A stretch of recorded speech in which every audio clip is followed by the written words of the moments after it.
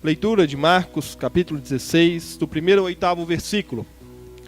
Ao entardecer do dia seguinte, terminado o sábado, Maria Madalena, Maria, mãe de Tiago, e Salomé foram comprar especiarias para ungir o corpo de Jesus.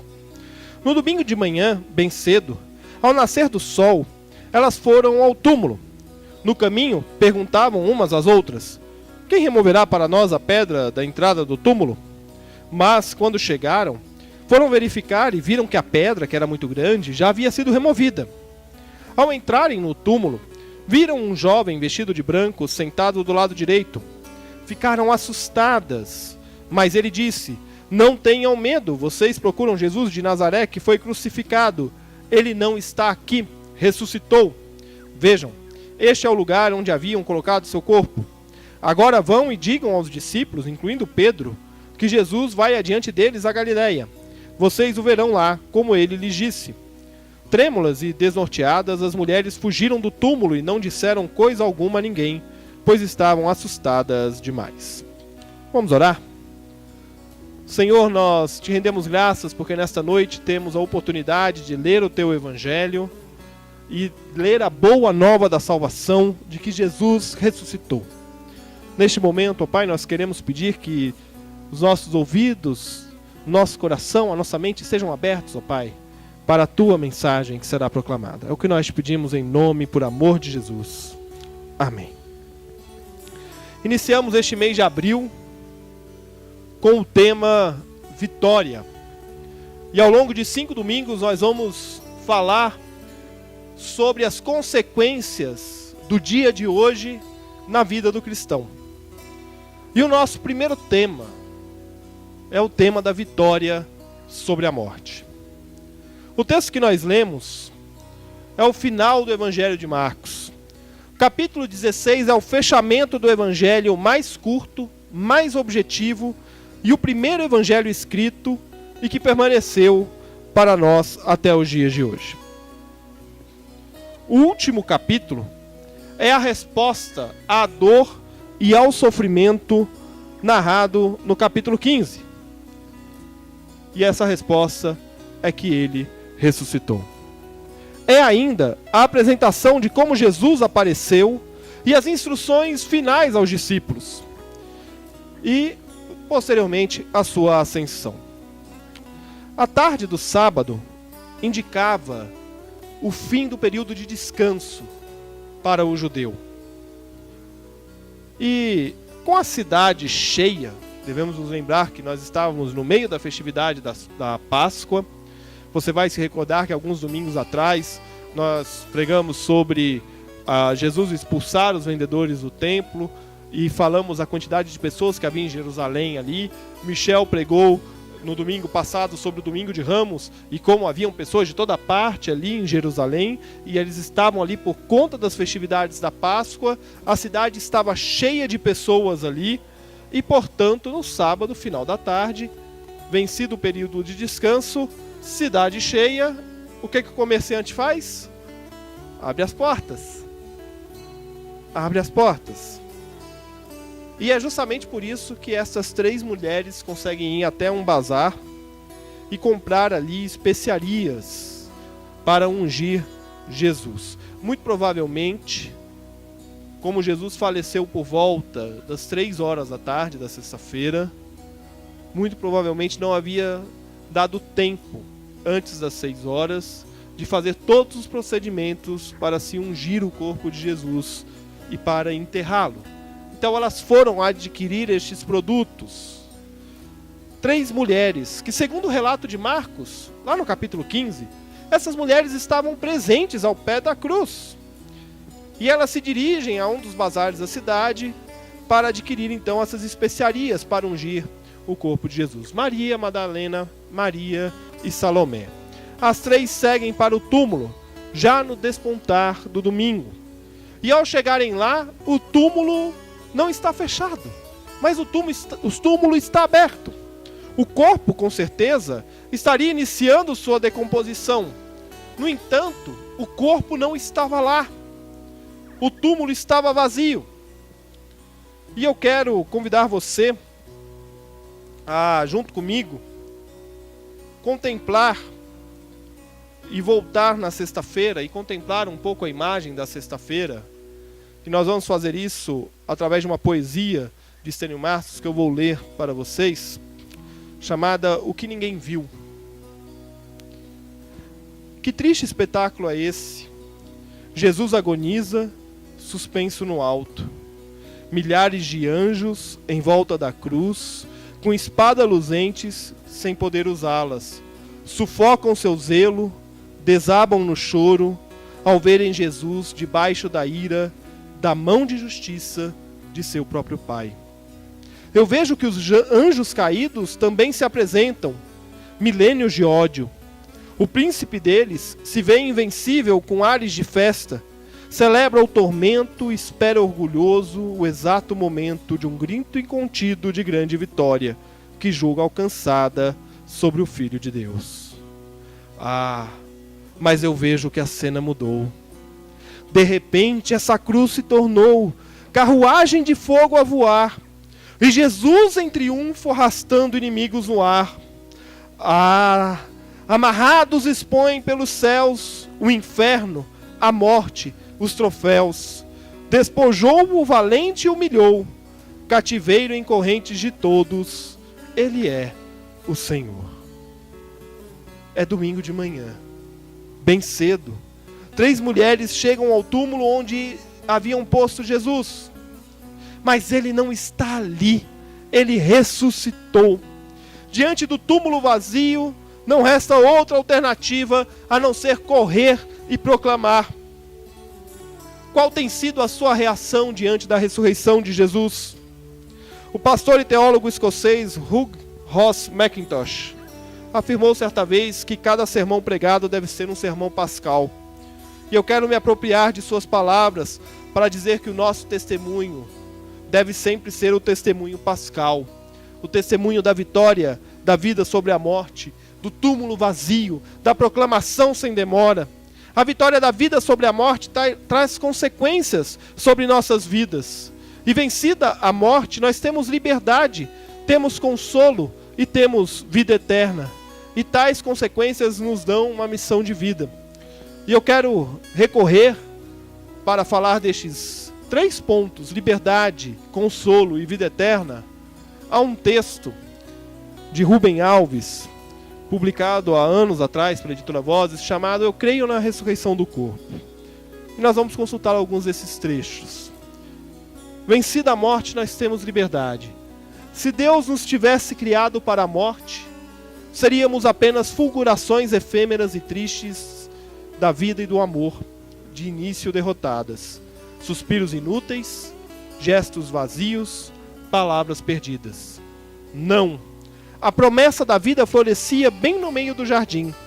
Lá estava a árvore da vida, frutos e sacramentos da juventude eterna. A beleza da ressurreição está na contemplação da tumba vazia.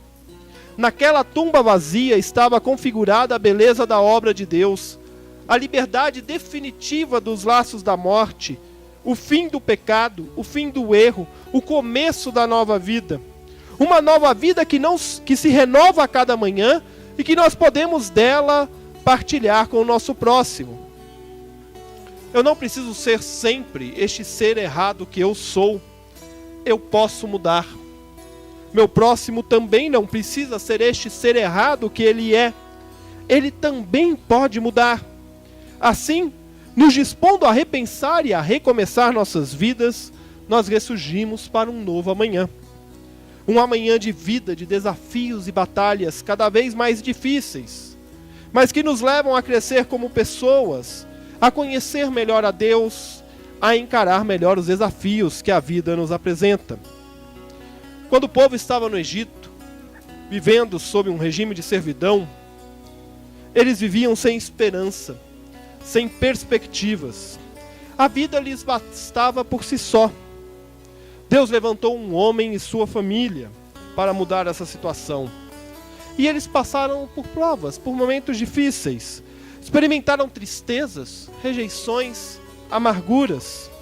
Mas eles também viram o milagre de Deus acontecer na vida deles. E eles viram estes milagres das mais diversas maneiras.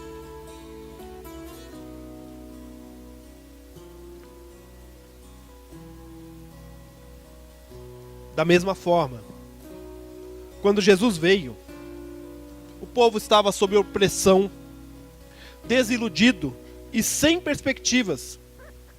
Eles esperavam um grande rei, um libertador, mas Deus lhes enviou o rei libertador, libertador da alma, libertador do corpo, libertador da morte para a vida, aquele que livrou a humanidade do pecado para todo sempre.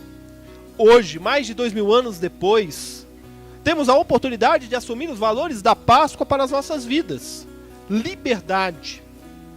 Não é libertinagem, é liberdade. A liberdade que nos dá a paz necessária para o dia a dia. A liberdade que é pautada pelos limites impostos por Deus. A liberdade que nos torna servos. E essa palavra, servos de Deus, hoje em dia ganhou uma conotação até de pompa, né? Eu sou um servo de Deus. É por isso que eu gosto da linguagem de hoje, porque ali ela é direta. É escravo mesmo. Nós somos escravos de Deus, porque Ele nos livrou do peso do pecado. Lembra lá atrás, quando nós pregamos sobre o Sermão da Montanha? E quando Jesus diz, olha, pega o meu jugo. Ele é mais suave. Ele é mais leve de se levar, de se carregar. Hoje você é livre. Viva com responsabilidade a sua liberdade. Sirva a Deus a todo instante, a todo momento e das maneiras mais criativas que for possível. Vencida a morte, nós temos liberdade, mas nós temos também consolo. Diz Rubem Alves: batalha com a morte, algo que não nos pertence. Basta-nos receber a vida como dádiva. Quem ganha, perde. Quem perde, ganha. Quem segura, fica sem. Quem abre mão, descobre a cheia. Quem se agarra, cai. Quem se deixa levar, voa que voa. Os que esperam no Senhor voarão como águias. Eu não sei se você sabe disso, ou se você já se deu conta disso, mas a vida não nos pertence. Não nos pertence. E essa verdade precisa ser repetida, para que nós tenhamos consciência do quão fugaz é a nossa vida. Ela não nos pertence. Deus a tem. E nós precisamos desta consciência para que diante da morte daqueles que nos são preciosos, daqueles que nos são queridos, nós não nos desesperemos, nem nos deixemos tomar pelos ares da morte. Isso não quer dizer que nós não vamos passar pelo luto, porque nós vamos, e a vida seguirá. Porque a força que há na saudade é maior que a força que há na distância. E Jesus prometeu que vai voltar. E nós repetimos e afirmamos no credo mais antigo que nós temos, que nós cremos na ressurreição do corpo, porque Ele ressuscitou. E eu preciso aqui abrir um parênteses para dizer que este tópico da mensagem foi um tópico bastante difícil de escrever. O processo de escrita do sermão, aproveitando parênteses, a gente não escreve o sermão. A gente pode até escrever o sermão numa toada só. Mas o processo de preparação do sermão é um processo bastante demorado. Para deixar o texto, né, trabalhar. É igual quando você põe a carne no tempero, para o tempero calar bem direitinho ali. Então, é a mesma forma. A gente vai lendo o texto, vai consultando referências e isso vai falando. E este tópico, vencida a morte, nós temos consolo, foi um tópico bastante difícil de escrever. Um pouco pelo contexto pessoal, por eu já ter perdido um tio muito querido, um primo muito querido, avós, mas muito mais ainda pelo contexto da nossa igreja, contexto comunitário. como falar de consolo diante da morte que já foi vencida? Quantas vidas são ceifadas? Ela não está aqui, mas eu preciso agradecer a Tita, porque essa semana nós tivemos uma conversa muito profícua sobre esse assunto. E por perceber, principalmente, ao conversar com irmãos da igreja, que de fato, se há saudade, a força que há na saudade é maior do que a força que há na distância. Porque a saudade que nós temos um dia vai ser dissipada. Se quando nós celebramos a ceia, o sacramento da ceia, nós celebramos a saudade que temos de estar à mesa com Jesus, eu ouso dizer que neste mesmo momento nós nos lembramos daqueles a quem Deus, o Senhor e doador da vida, já recolheu para si. E que ali à mesa, comendo o pão e tomando o cálice, nós nos unimos a cristãos de todo o mundo e de todas as eras. Rasgamos o tempo. Por isso que é meio de graça, porque na nossa fé, na nossa ceia, a fé é fortalecida. As nossas saudades são consoladas. Primeiro, a saudade da presença física de Jesus, uma saudade do amanhã. Eu gosto muito dessa expressão. É uma expressão de Rubem Alves também. Na celebração da ceia, nós celebramos a saudade daquilo que nós não vivemos. Nós não estivemos à mesa com Ele naquela última ceia. Nós não estivemos à mesa com Ele após a ressurreição, conforme o relato dos evangelhos. Mas ao participarmos da ceia, nós estamos à mesa com Ele, porque Ele se faz presente. Na ceia, nossa fé é fortalecida, as nossas saudades são consoladas. Saudade de Cristo, mas a saudade também daqueles que Deus recolheu e que pela fé nós sabemos que um dia celebraremos juntos novamente. Estaremos juntos à mesa. Porque nós cremos na ressurreição do corpo. Vencida a morte, nós temos liberdade, nós temos consolo e nós temos vida eterna. Diz o Rubem Alves: perde-se a vida quando não mais flutuamos ao sabor da vontade de Deus. Você sabe flutuar na água?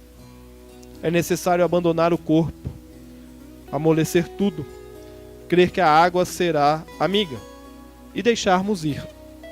E a água nos toma e nos embala, como crianças.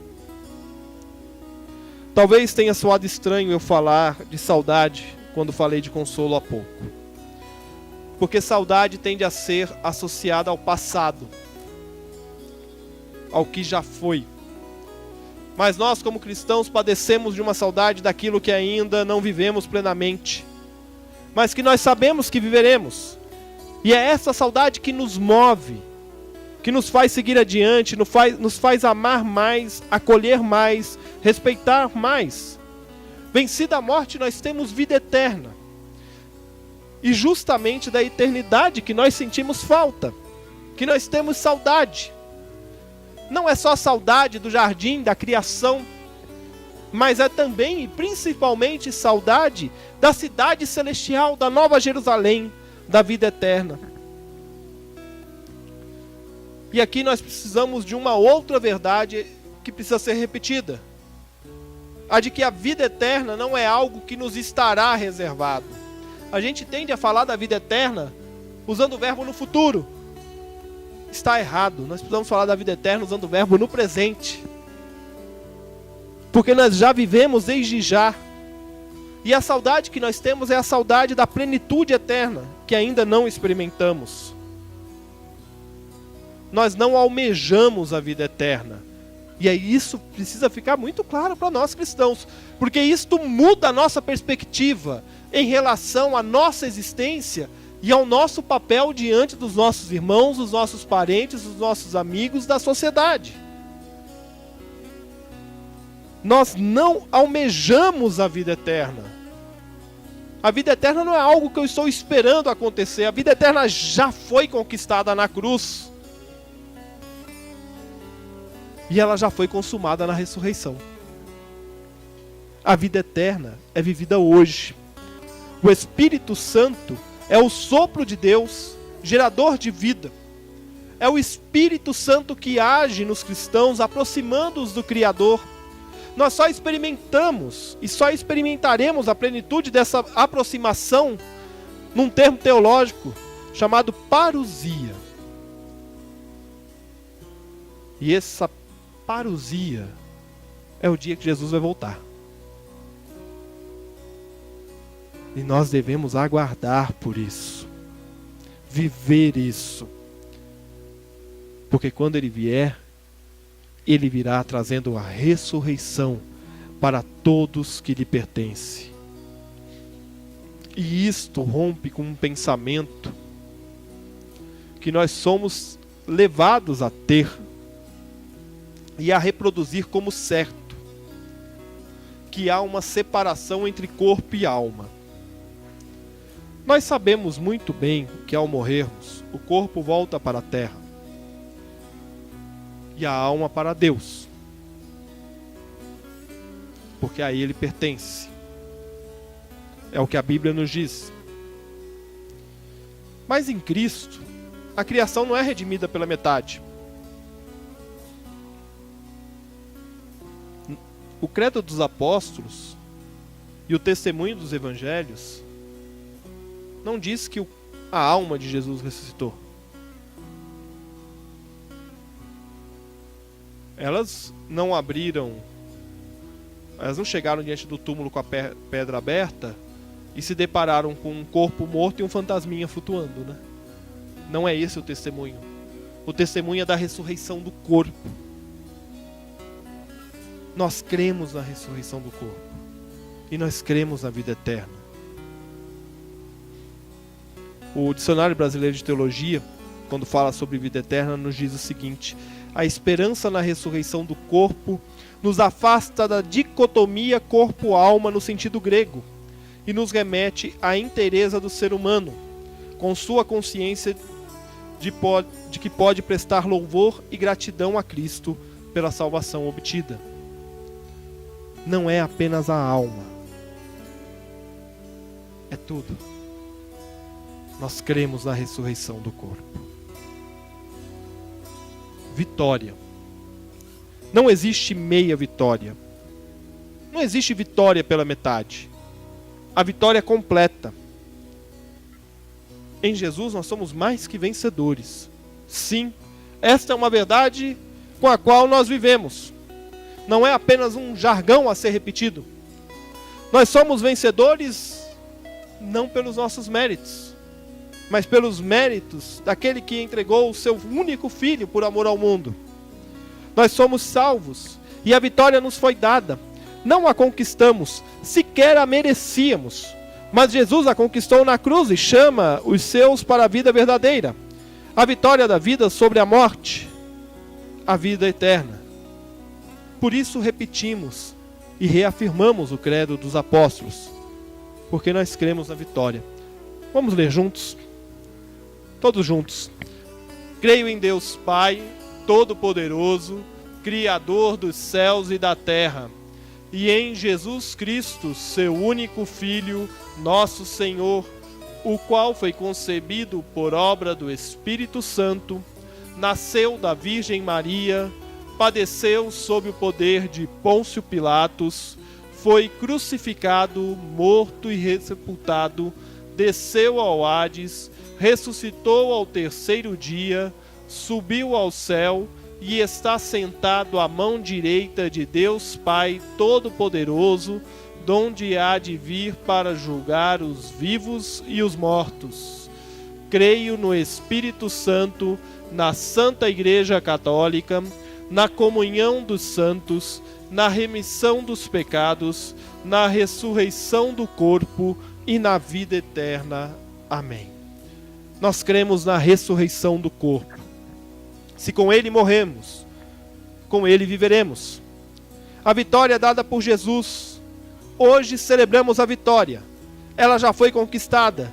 E por isso o pecado não tem mais domínio, pois todo domínio e poder pertencem a Jesus. Ele é o Rei dos Reis. Ele é o Senhor dos Senhores. Ele é o Senhor de tudo que há. Celebre a vitória que foi conquistada na cruz e que nos garante a vitória sobre a morte. Nós fomos feitos para a vida. A morte não nos pertence.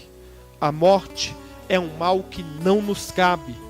Por isso, pelo sangue do Cordeiro, nós declaramos e vivemos a verdade de que cremos na ressurreição do corpo.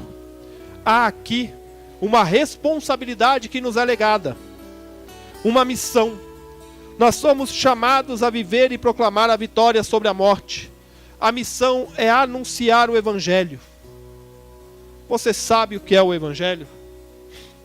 Essa pergunta foi feita a um grupo de cristãos experientes há alguns anos. E o resultado foi alarmante. Apenas uma pequena parcela sabia o que era o Evangelho. Evangelho, grave isso no seu coração. Evangelho é a boa nova de salvação.